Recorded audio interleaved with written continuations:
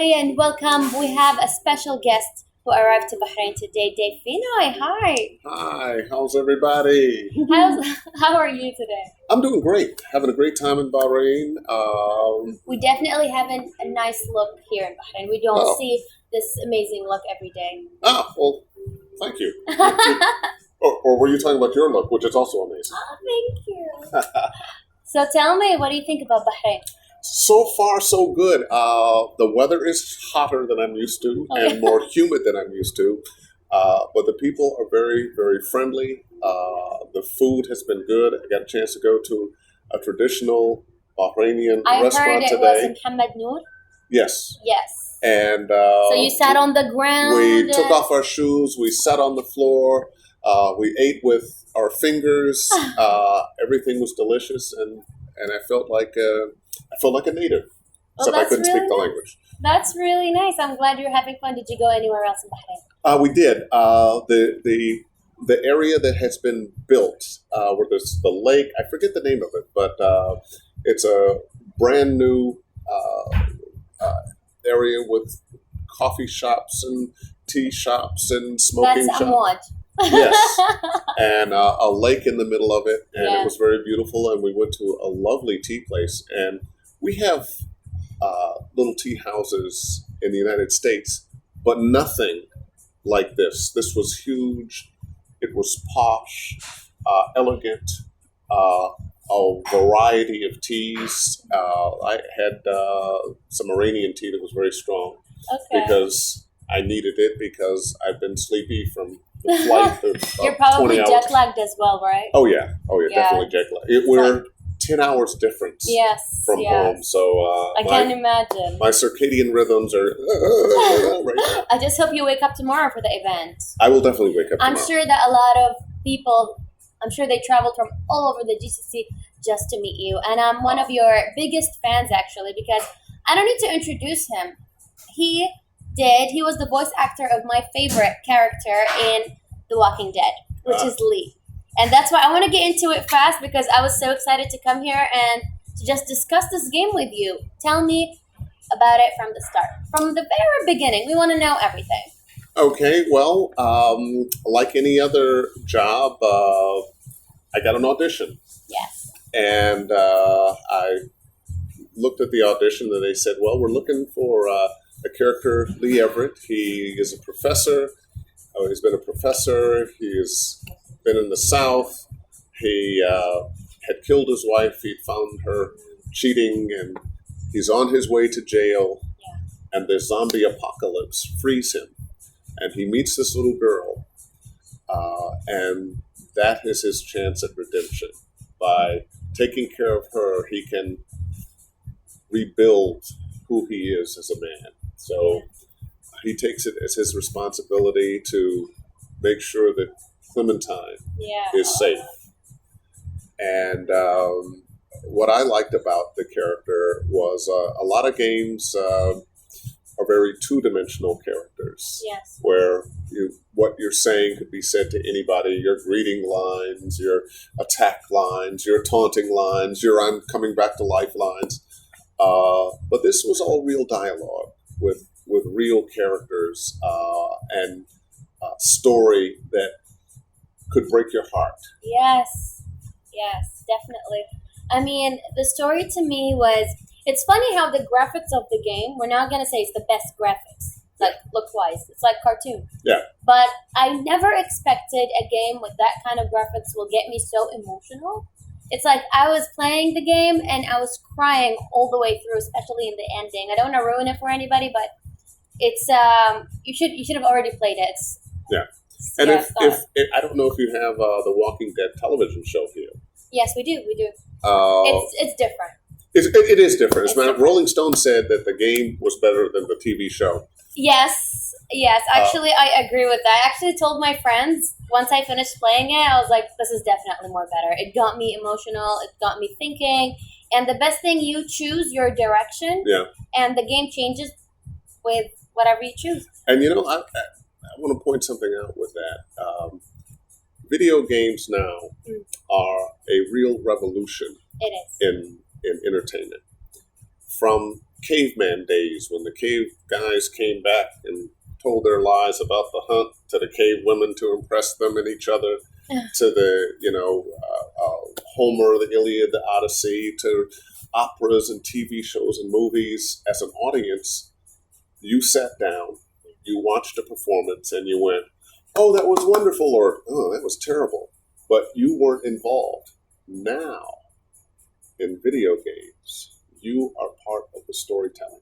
Yeah. You make choices that make different things happen in the narrative story. That's never happened in thousands and thousands of years. Sure. This is a revolution in entertainment, and it's not going away. It's only getting bigger. It's the biggest entertainment business in the world.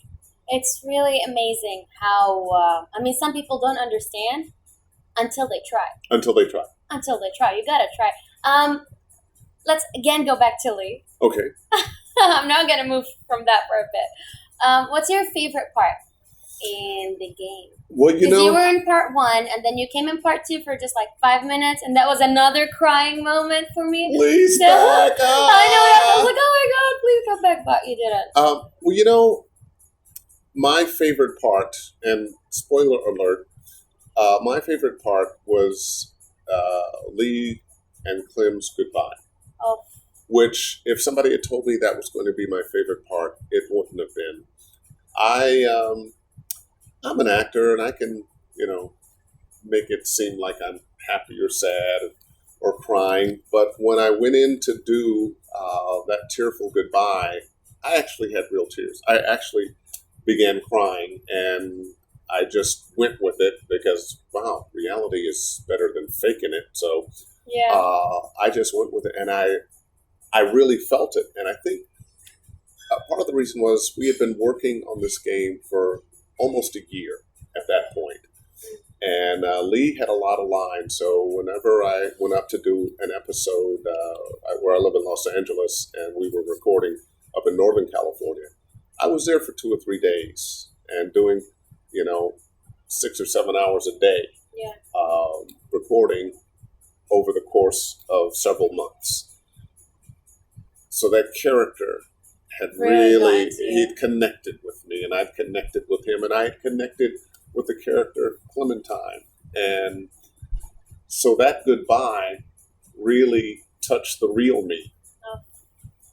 And out the tears came. I'm sure you made millions cry. I'm sure. Did you get any feedback from the crowd? I want to know, did they come and hug you and go like, ah, what did you die? I have heard. Because I feel like doing that. At that point, I'd probably done 70 or 80 games.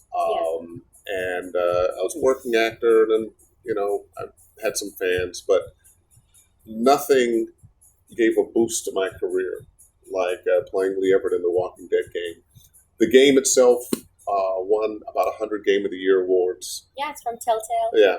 I was nominated for Best Performance in a Video Game several times, won a couple. I got to go to London. I was nominated for a BAFTA. Didn't win. It's okay. You were nominated anyway. Yeah, it's an honor just to be nominated. Yeah. So true. But what I heard from so many fans, the same comment.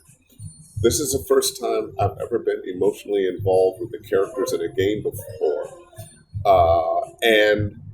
Or I've never been emotionally involved with the characters in a game before. And Lee and Clem at the end made me cry.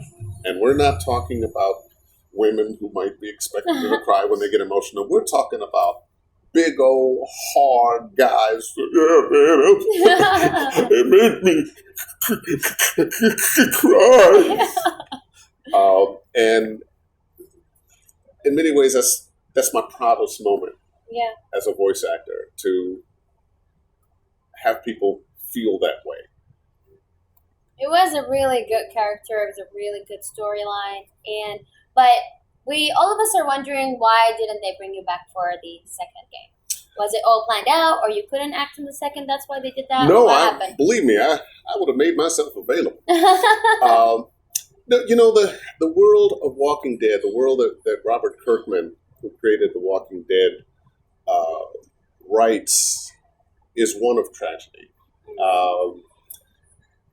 it doesn't necessarily pay to get too involved with a character in the Walking Dead world because anybody is fair game. Anybody can die at any time. It has happened in the graphic novel. It happens in the TV show. Yeah, a lot. And it definitely happened in the game. But I know, like, I don't know if I can give my personal opinion, but I know a lot of people would want Clementine to die and for Lee to live. Oh, wow. I mean, you couldn't kill Clementine. No! We don't want to kill her, but, like, I preferred Lee to be in the game. Like, I wanted to play more with Lee, you know? So bring Lee back if there is. Okay. Well, we'll see. We'll see. Bring Lee back, Telltale. This is a message from us to you. Bahrain, Middle East. We said it. I've had so many fans of the game get in touch with me with ideas about how to bring Lee back. And, I actually thought about some. Dream sequences. Well, no, this is a dream. Or well, when she shoots, you never see him get hit. And, we didn't see you die, so maybe there is a possibility after all. And come back from the dead. There's a game that I'm in now that is coming out soon, but I can't tell you what it is. It's going to be a big one. Ooh. They killed. Am I hearing something exclusive? Kind of, sort of, yeah. Okay, kind of. They killed off my character. Oh. But they decided that he was only injured and they're bringing him back. So nice. Is it from Telltale? As a matter of fact, it is. Okay, we got some good so news. So it could happen. It could happen. It's from Telltale, so maybe it is The Walking Dead. Who knows? Okay. About you being an actor. How did you decide to go into voice acting and not just a voice actor in a cartoon, but in a video game? What got you into that field? Well, it kind of, in many ways, happened by accident. Everything good happens in an accident. One of life's lessons is just keep showing up and doing what you're supposed to do, and the universe will bring things to you. How your blessings come, you can't know. Just keep stepping up and doing the work. I moved to Los Angeles in 1990 to do voice work. I'd been a disc jockey in the Bay Area for a long time, and moved to Los Angeles, got an agent, and started working. And I started doing a number of things, all of which I still do, TV promos and narrations and so forth, and cartoons. But one of the things that came along in the early 90s was some of the first video games. And I was on some Lucasfilm games. I played the Pod Racer. I was Lando Calrissian, a bunch of characters in some Star Wars things and other games. But I really didn't pay attention to it as a separate entity of work. I thought of it as more, well, this is just more of my animation work. Yeah. And as the years went by, it turns out I had done dozens of video games. And just about the time that I got the part of Lee Everette, there was kind of an explosion in video games anyway. And a friend of mine, Adam Harrington, who's here, sent me a demo he had put together without my knowledge, a video demo of a lot of the characters I played, which let me go back and see, oh, wow, I've been on a lot of games and a lot of big games. You are. And it got me to thinking a little differently about my voiceover career, or at least realizing, hey, I'm a game voice. Yes. And it kind of exploded from there with the game voice. And you were in Batman Arkham Knight as well. I play Lucius Fox in Yes. Batman Arkham Knights. And These are one of the biggest games we've had this year. oh yeah, that's a big title. I play 6 characters in Dota 2, which is one of the biggest games in the world. They're having contests all over the world and giving away millions of dollars. You could give some to me. I'm in about between 130, 150 games. Well, that's very impressive, and we love you for doing that. I mean, us as gamers, as anime fans, and all of that, we love you for doing that. Can you tell us, I'm sure everybody's wondering as well, what are the hard moments? I mean, people imagine being a voice actor is just going behind the camera and talking, and imagine it being easy. So can you tell us one of the hardest moments you've been in or Well, you faced during recording a video Well, one of game? the hardest things was one of those early jobs for Lucasfilms. It was a pod racer game, and the whole thing was in Huttese, the language of Jabba the Hutt. Okay. And because it's in Huttese, a language I never learned in school. I don't even know what's Huttese. Huttese. Well, if you saw the movie with Jabba the Hutt, that was the language they spoke on that planet. Huttese. Huttese. Okay. And Can you show us a little bit? Bachu Scorchy! It's very nice. weird. Very nice. Well, the director of the game knew the language. Yeah. It's a geek world. Yeah. And this guy was an ultimate geek for Star Wars stuff. And so I have a script with the Huttese here, a translation there, and because I'm in the race, everything is shouted. So I'm have about 2.5 hours of shouting in Huttese. Then he says, "Oh, that's great. Now we need to have another pass, but this time I want you to do it with a Jamaican accent." In Hutt. So I did it in Jamaican accent this next time now. Oh. And then he said, "Well, I want you to do it one more time with a homeboy accent." So then, you went street on him. You did that thing, man. And, That's a real actor, everyone. And at the end of the session, my voice was shot. I couldn't talk for a week. I was supposed to do a real big announcing job for a sports award show that I had to cancel. They've never hired me again. That was a tough job. Because sometimes you have to sacrifice to get things done, and it is a hard job. It's not easy. Yeah. I never thought it's easy. So one of the things too in time up. Are you okay? Okay. One of the things different in video game voice acting too is you're always working by yourself. Mm.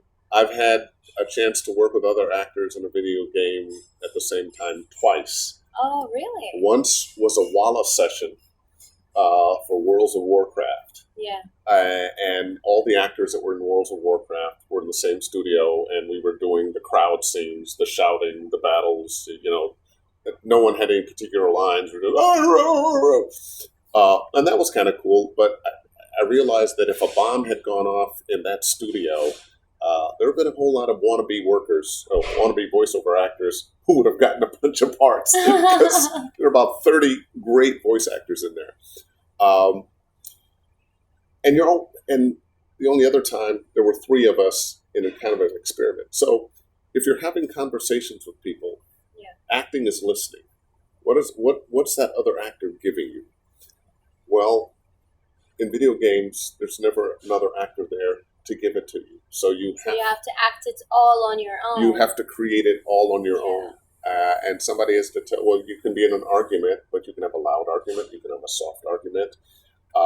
Sometimes it's one word, no, yes, well, or and what? It takes years sometimes to make just one game. So it's a lot of work. It's a lot of work. And we appreciate all of your hard work. We are very happy that you're in Bahrain today. What are you expecting from IGN tomorrow?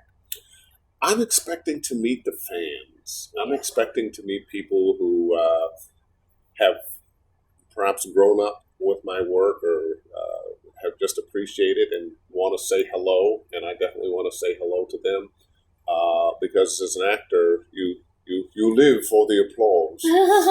And few things in life are better than having the realization that something you've done has touched somebody. Yes.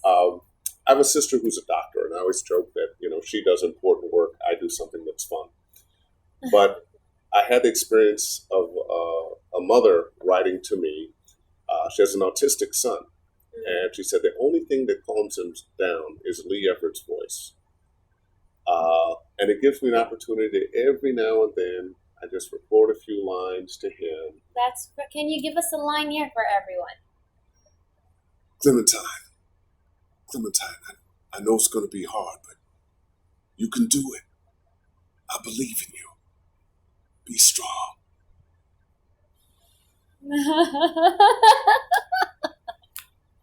Oh my god! Oh my god! That's crazy, Lee. I'm so excited that you're here. You have no idea, and I'm more excited to see you tomorrow at Great. IGN. And I want to see everybody. Come on out. Come on out. Say hi. Don't be shy. I want to talk to you. they're definitely gonna come and see you. Just last few words. Besides the exclusive video game that we're not supposed to know about, not name nothing from Telltale, is there anything else going on? Well, you know, I'm working on a lot of different things. One of the things about video games is they like to make you sign those non-disclosure agreements. But I'll tell you this. There's another Telltale game coming out that I'm in. It is Minecraft Story Mode. Mm-hmm. Minecraft, one of the biggest games in the world, and I have a very nice part in it, along with Patton Oswalt and a number of other, Sean Astin, and a bunch of other great actors. Happy to be doing that, and I think it's coming out before Christmas. I think. That's soon. And, Hope so. Again, another question popped in. From all your characters, what's your favorite? Wow, that's like asking to pick between your children. I know. I'm going to say Lee Everette, not because I love that character dearly. But part of the reason it'll come back to Lee Everette over and over again is because he gave me so many gifts. Once you have done something that gets that kind of notoriety, you get what I call the look back. Yeah. People look back at your they may or may not have known who Dave Fennoy was, but then they look back and they go, oh, it's World of Warcraft, World of Starcraft. Okay, yeah, that's who that guy is. You go from being a character actor whose voice or face you know, Dave Fennoy, good actor, to Dave Fennoy, Yeah. award-winning, nominated actor. Yes, definitely. Well, I don't want to take much from your time. Thank you so much for being here. It is my pleasure. Thank you so Thank you. much. We'll see you soon. Take care. Bye.